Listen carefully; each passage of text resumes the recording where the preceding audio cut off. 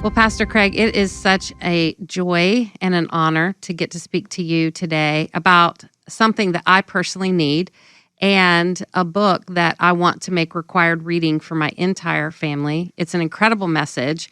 I feel like if there was only one book this year that I could just, bribe my family or tell my family that I'll give them a big bonus of some sort if they read, this is the book. So we're talking about Craig Groeschel's new book, Winning the War in Your Mind, with the subtitle, Change Your Thinking, Change Your Life. Pastor Craig Groeschel, thank you so much for being on the podcast today. Hey, Lysa, thank you for having me. I'm always honored to spend any time with you. And that's exactly what I do with my kids is I bribe them to read certain books, like for real. If there's mandatory reading, it's they get $100, but they have to bring a report in and discuss every chapter. So bribing is not a bad idea at times, right? Exactly. You know what I call that? I call it effective parenting. Good. So that's awesome. Okay, Craig, let's jump right into this message because I'll be honest, not only was I looking forward to the interview today because you're a dear friend in ministry and I've been excited to talk with you about this, but because I personally need this message right now. And I know you wrote this message because you personally learned these lessons out of not just a pastor who saw a good topic to talk on or write on, but this was born out of your own place of desperation as well. You've had a pretty persistent, you've been honest about this, negative belief that you encountered early in your life and you've been trying to overcome. So can you share a little bit about that?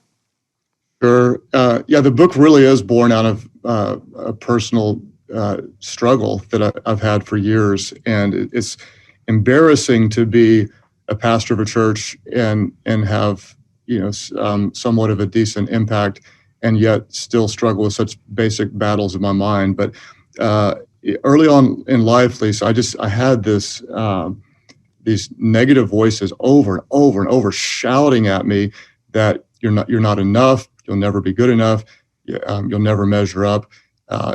Basically, you're incomplete. And in some ways, those voices can propel you to do a lot. Sometimes your dysfunction actually makes you more successful in different ways.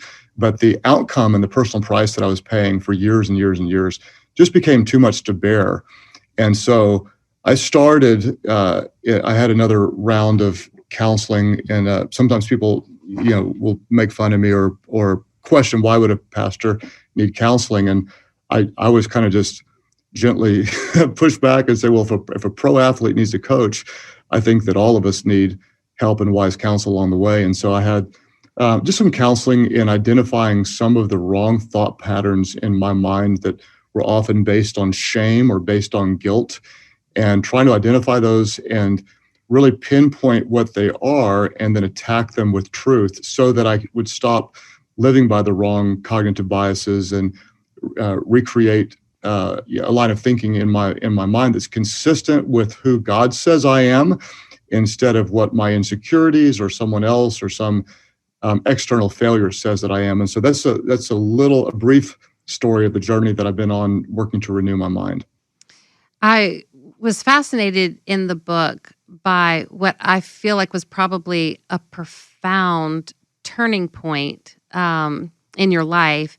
And it's when those thoughts of I'm not good enough were haunting you.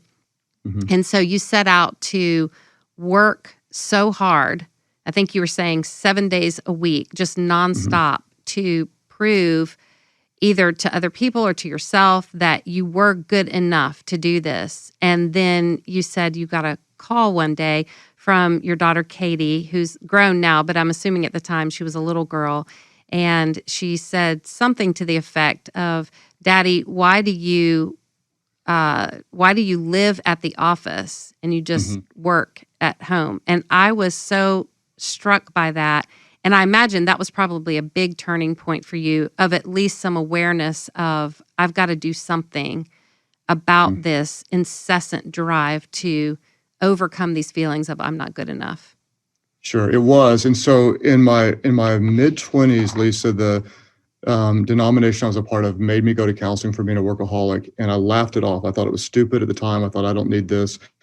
They don't love Jesus like I do. They don't work like I do. They don't drive like I do. And so I shook it off. It was several years after that. Katie was born around that season, and we worked all the time, and we thought it was pleasing to God. We thought we were doing the right thing. And, Amy was kind of there with me. She just supported me. You're going to serve Jesus. And we worked literally nonstop, like no days off, no breaks, no vacation. It was really dysfunctional. We didn't know it. And I told Katie, she was a little girl, I'll be home in a little bit. And she said, Daddy, this isn't your home. You live at the office. And when she said it, it was, Lysa, it was like my whole world just crumbled in front of me, and maybe the scales kind of fell off my eyes. And I realized what I'm doing is not healthy. It's really not God honoring. And then that was the first round of me actually saying, I do need to get help. And it wasn't until years later that I recognized it was the unhealthy, dysfunctional, toxic voices in my brain that were driving me to prove something to, I'm not even sure who, to myself, to you, to the crowd, to my parents, to anybody, trying to find some external validation to satisfy these internal lies. And there was no accomplishment, no achievement, no amount of work that could satisfy or uncross the crossed wires in my brain that continued just to drive me into kind of a dark hole of work. And I'm really happy to say that by identifying what those lies really are and attacking them with truth, it's interesting. You would think like you could, okay, that's not true, and this is true, so I'm fine, let's go. It's just not that easy. When you believe a lie for years and years, you create deep and strong neural pathways in your brain, and those become your default thoughts. They're easy to think again. And so science would call it rewiring your brain. God would call it renewing your mind. And so I went on just a real, consistent, faithful spiritual journey to do just that, to literally uncross the wires and renew my mind with the truth of who God says I am. And I'm so glad you're touching on the fact that this isn't just a spiritual journey. It's also a physical journey, an emotional journey, and it all works together. I think for a long time when I would hear statements in my mind, I just assumed that this is a completely spiritual journey. But there are some other things happening here. I love what you wrote on page 28. It says, my thought life can be crazy. My mind can run out of control. I despair. I obsess. I can be confused. Sometimes I feel overwhelmed. It's like I'm in a confrontation with myself and I'm losing. And I love what you wrote there because I can so relate to it. I don't think I struggle as much with the thoughts of I'm not good enough, although I have certainly felt that before. I think my thoughts that I have to battle constantly are more like, why would God allow so many hard things? And when are the hard things ever going to stop? And is this as good as life is ever going to get? And I can sink into moments of despair so quickly. And I've been, like you, a speaker and a writer and knee deep in God's word. And then I feel like, what is my problem? Why am I sinking into these thoughts of despair? And I don't want to. And I love how in your book, you don't just throw the Bible verse, take every thought captive. You really give us some practical handles of what to do that help us recognize those thoughts and then redirect them. And I think you've got some really good handles on exactly what we're supposed to do. One of those is to reframe. And so do you want to take us through some of the practical elements that you unpack in the book of exactly what we're supposed to do? Sure. Well, if we were working together, as I've had, great and wise counselors work with me, once you start to identify wherever your thought patterns are wrong or toxic or thinking unhealthy, kind of like you have, well, what we'd often try to do is try to find the root reason. Where'd that come from? and what part of you thinks like maybe you brought this on, it's your fault, or you could have done something different. And so we try to identify the why behind the what that you feel. And if we can do that, a lot of times you can really give it a name and saying, this is something that happened to me, and here's how I've wrongly perceived it. And then what we're going to do is try to reframe what happened in our past, what might have created a real negative cognitive bias or just a real negative filter. What we want to do is say, well, how could God have used that to shape me into who I am today? And so I've kind of become a master at retelling the tragic, the hardships, the disappointments in a light that I'm not interpreting God through a disappointment. I'm interpreting a disappointment through a lens of the goodness of God, if that makes sense. And so what we might do with what you're struggling with is say, how has God used what you're going through to impact hundreds of thousands, millions of people? How have you become closer to Jesus through the suffering that you've been through?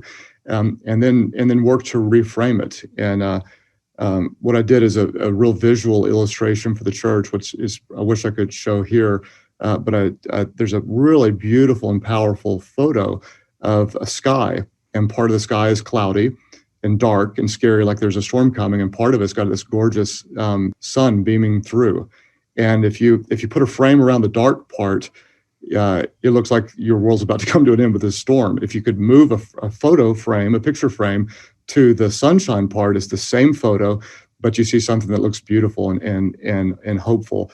And so what I'm working to do and try to work with our readers to do is you can't change what happens to you, but you can change how you frame it.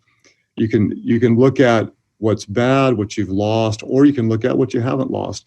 And look for the goodness of God in it. And the beauty about God is even all the pain that you've been so courageous to share in your own journey, the goodness of God, He's with you, He's real.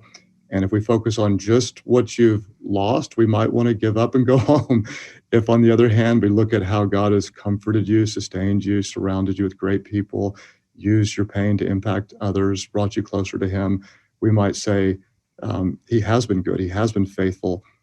Even though we wouldn't have chosen the path, He's been with us on every step of the path. I love that. You tell an interesting story in the book that I found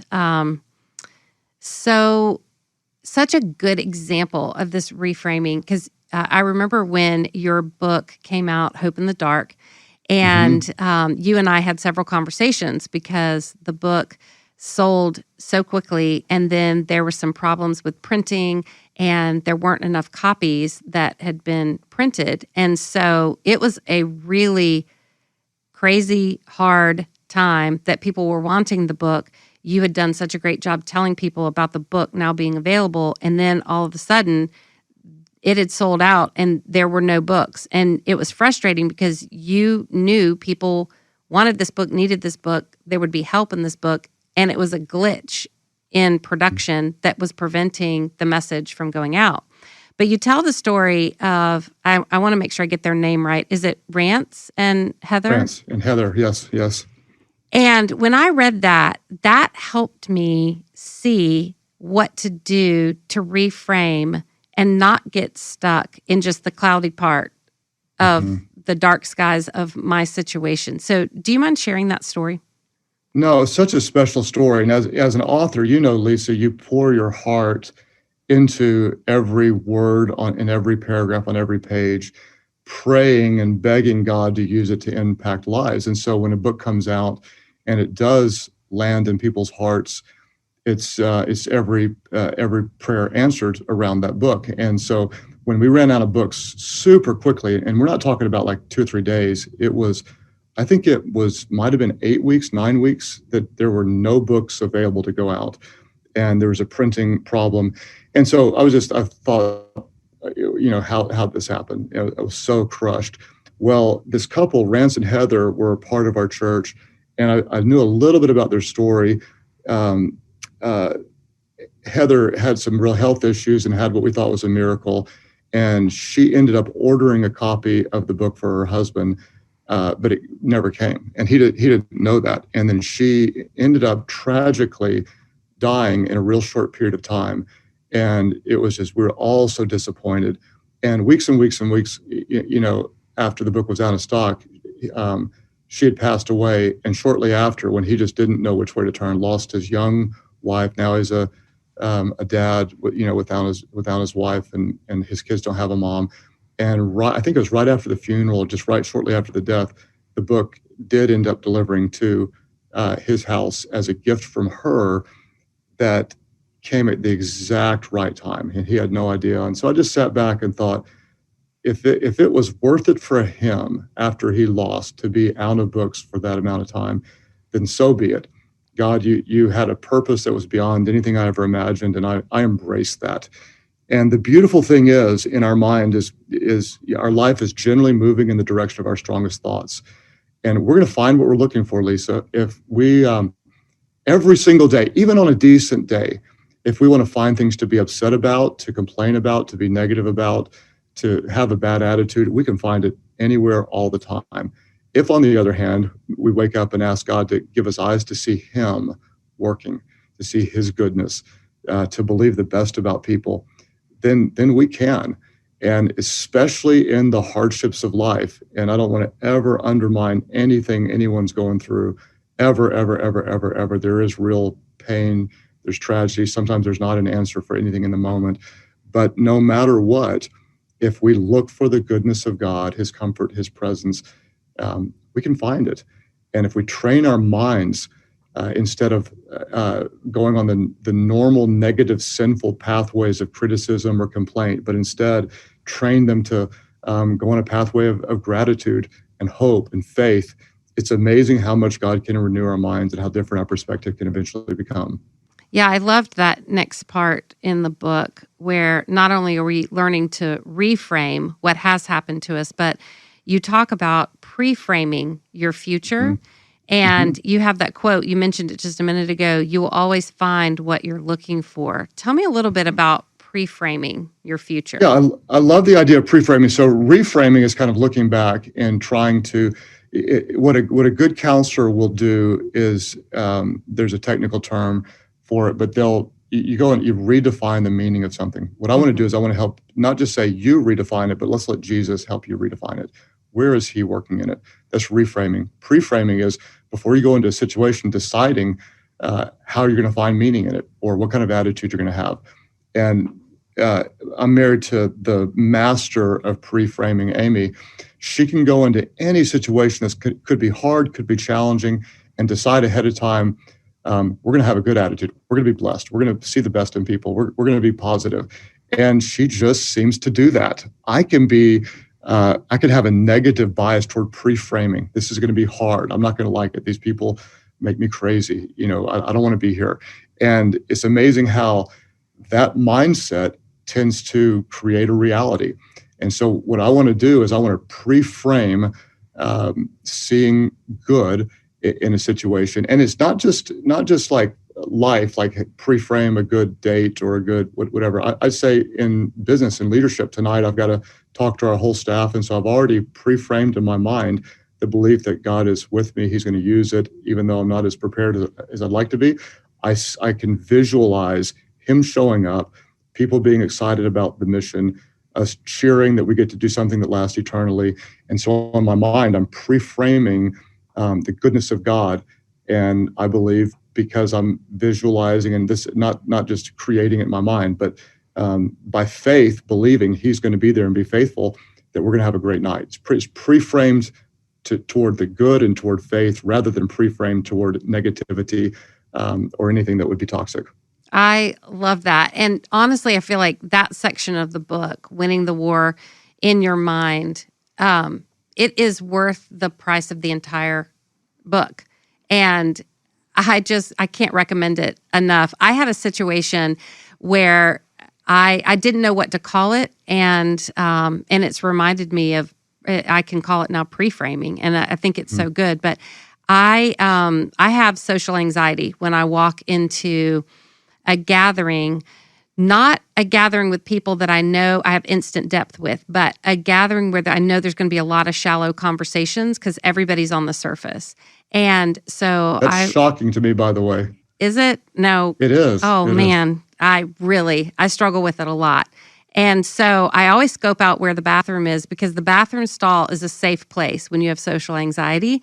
And the second thing I stalk is where's the guy who restocks the sodas and the waters? Like if there's a table where they put out all the refreshments, whoever's restocking that, like they're a good person to talk to because they're always there and they're always busy and they're not talking to anybody. So I stalk out where's that person that works here that I can talk to because they'll talk to me, and where's the bathroom stall? If this all goes crazy, I can go hide in. So imagine how amazing it is if that person is actually in the bathroom and you could talk to him from the bathroom stall. Like yes. Your dream come true. Well, no, that would be awkward and weird. But maybe for guys, that's okay. For girls, that's weird. Okay, but here's the thing.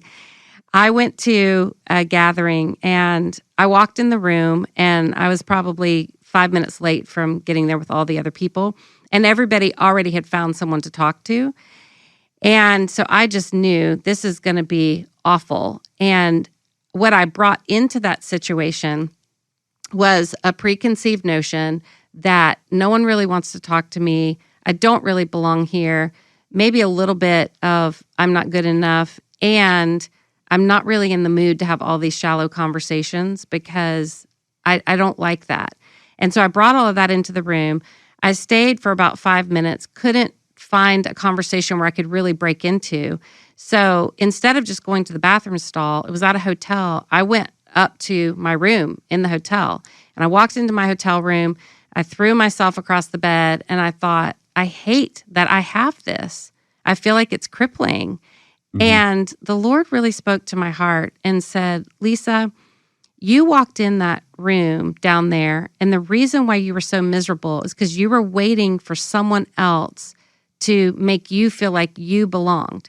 Why don't you try walking back into that room, recognizing that every heart in there feels an element of insecurity, feels an element of they're not good enough, feels an element of what am I doing here? Do I really belong?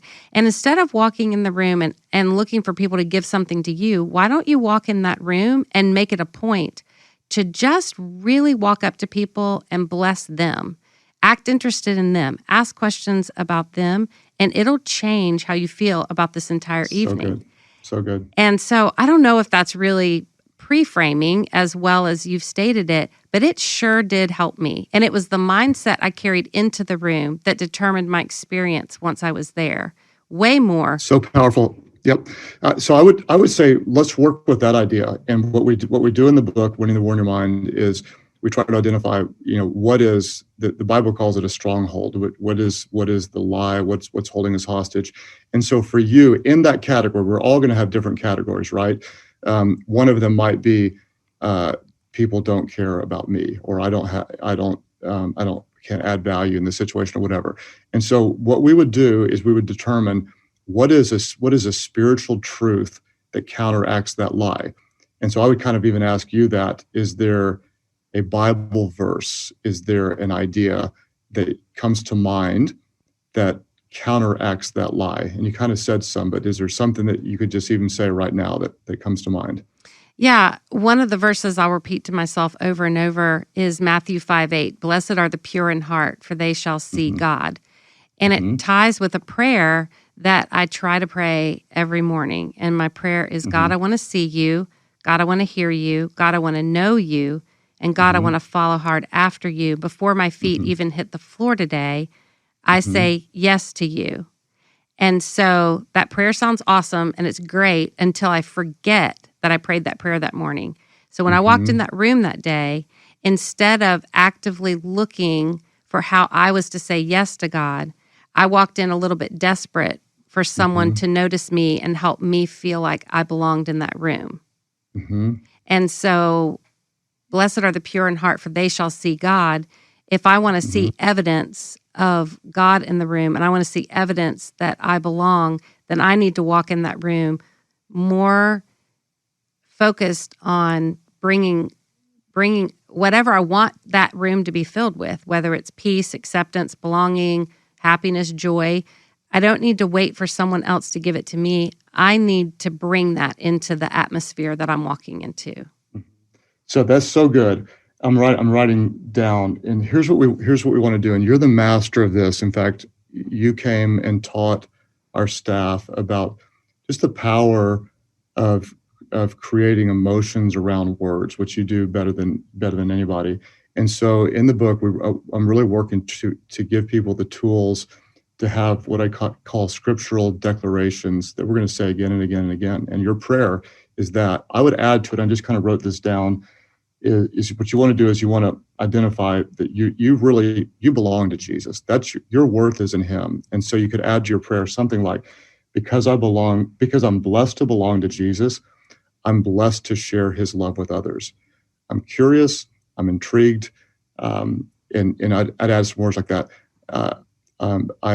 When I see someone, I want to know about them. They're the center of my attention, and I'll show them God's love. And you say that again, because I belong to Jesus, because I'm blessed to belong to Jesus, I'm blessed to show his love. When I meet someone, I'm intrigued, I'm curious, I want to know about them, and I want to add value to their life. And so I would work really hard to come up with a statement that's better than that, but I'm going to say it over and over and over and over and over again. Some of the things that I say, I've got a list of declarations that I say every day. I belong to Jesus. I exist to serve and glorify him. I love my wife. I lay down my life to serve him. I'll raise my children to love God and to serve him with their whole hearts. I'll nurture, equip, train, empower them to do more for the kingdom than they ever thought possible. Over and I'm disciplined. Christ in me is stronger than the wrong desires in me. And so I go through this whole list of declarations that are designed, they're emotional to me, but they're based on spiritual truth. And they're designed to renew my mind around the qualities that I know God wants me to have and embody. And so with you, I'd take the two things we talked about. The first thing is if you feel like, why are these bad things happening to me? And I would come up with a declaration that you can say again and again. Though this day may be difficult, I choose to see the goodness of God. He is always with me. He is always for me. And he's always working in all things to bring about good because I love him and I'm called according to his purpose. Something like that. We'd make it really personal. And the second thing is, because I'm blessed to belong to Jesus, I'm blessed to show his love wherever I go. When I walk into a room, I care about people. I believe the best in others. And when I leave, people will be closer to Jesus than when I walked in. Something like that. And we say it over and over and over again. And what we're doing is I like to write it. I like to think it. I want to confess it until I believe it. And this isn't positive thinking. This is scriptural thinking. What I'm doing is we want to align our minds with truth. And when we identify wherever our thinking is faulty, where it's toxic, where it's insecure, where the devil's telling us what we aren't, what we can never do, why our life's never going to matter, we're going to identify he's the father of lies. Jesus is the truth, and the truth will set you free. What is the truth that will renew my mind and set it free? And then we're going to drive it into our brains until our default thoughts are no longer the lies that have held us hostage, that cause us to retreat or fear or feel ashamed or dirty or incapable or whatever.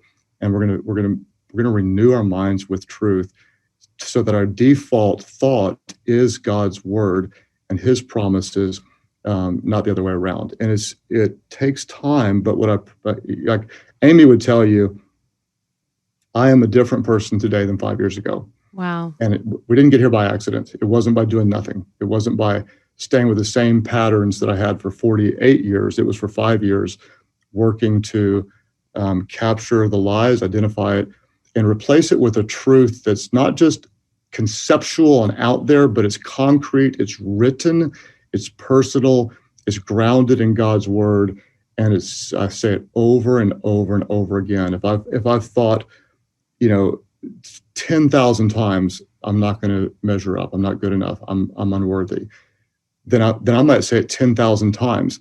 I'm capable to do all things because the spirit that raised Jesus from the dead dwells within me. I say it over and over and over again until we literally are. You change your thinking, it'll change your life. I love that. That's probably one of the best practical examples of what to do to take every thought captive to the obedience of Christ that I've ever heard. I think it's super powerful. I love that in the book, you've typed out your scripts of your declarations and exactly what you say, because I found myself thinking, okay, now that I can see an example of exactly how he phrases this, I can give myself permission with great intentionality to do it myself.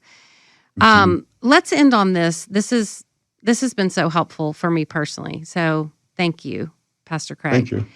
Thank you.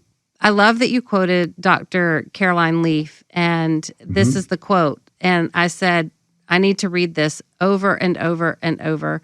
It has been found that 12 minutes of daily focused prayer over an 8-week period can change the brain to such an extent that it can be measured on a brain scan. That is incredible to me. And I love that. Yes. And I love that it doesn't say for an hour a day. It says 12 minutes of daily focused prayer over an 8-week period. And I love that it's that defined, because it makes me feel like I want to do this with more intentionality and see what happens in my life. I can do this for 8 weeks. It's doable. That's right. And so just answer this question. When she says 12 minutes of daily focused prayer, what is a focused prayer? Well, it's a good question, because I feel like a lot of my prayers are more like ADD, Me too. Wandering mind prayers. And so I'm obsessed with the I love the science of the mind, because God created science. And so to me, everything we talk about in the mind is God honoring. If God created the brain with that we can create neural pathways, that means that the more we think a thought, the easier it is to think a thought. Then I want to think the right thoughts, and I want to train my mind in the same way. I'm an old athlete, and so I'm into training my body. Even at 53, I want to honor God by training my body. Why in the world would I not train my mind? The thing that directs everything about how I treat people, where my faith lies, what kind of impact I want to have. If there's anything I want to train, it's my mind. So if I'm going to meditate, oh my gosh, isn't meditation New Age? Look at Scripture. Meditate simply focusing your thoughts. I can meditate on God's word. What I'm doing is I'm training my mind to focus. So it sounds crazy, but part of my discipline, Lysa, was for 2 years. I don't do it anymore, but I'd come in, and for 5 minutes, I would train my mind in like literally nothing but focus. And what that did is I'm going to not let it wander. And I was horrible at it. But what that's done is now I'm better at focusing in prayer. So I do a few things. One is, when I focus in prayer, I have a list. And I know you pray for our family, and you're on the list quite often, because our family loves you.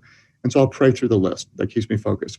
The other thing I do, Lysa, to train my mind toward prayer is so powerful, and I would love for your podcast family to do this, is just anytime you're praying, just breathe in. And whenever you breathe in, ask God to give you a name.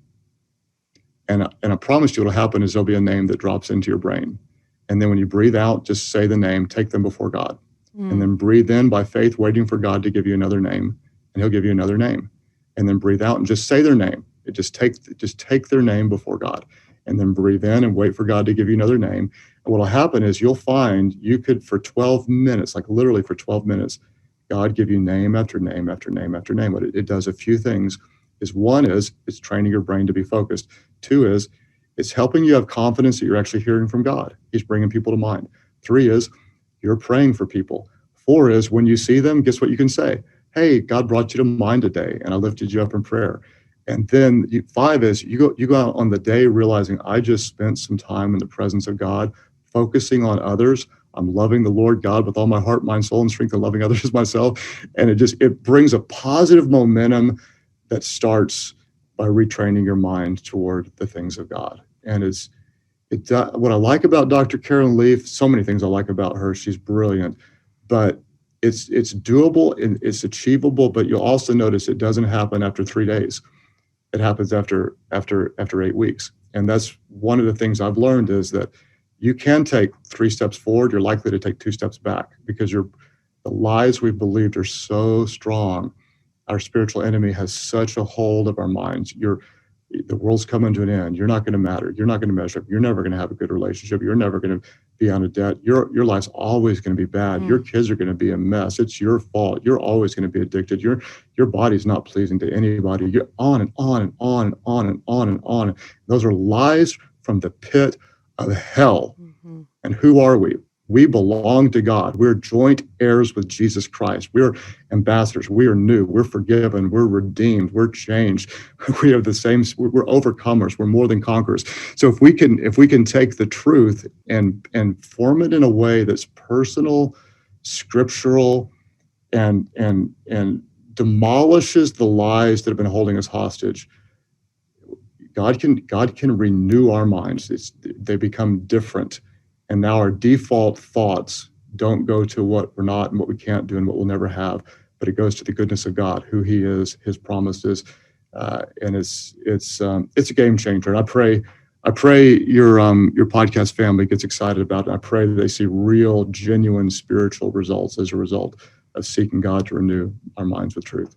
I feel very confident that they will. Again, we've been talking to Pastor Craig Groeschel, Winning the War in Your Mind, his new book that is changing the way I think. And I'm so grateful that I have this resource to give to my family. I want to make it required reading for my entire family. And I want to end on this declaration. It's one sentence that you have that you said, when I start to think about what I do doesn't matter, that I'm not making a difference, this is one of the things you declare. The world will be different and better because I served Jesus today. And I love that.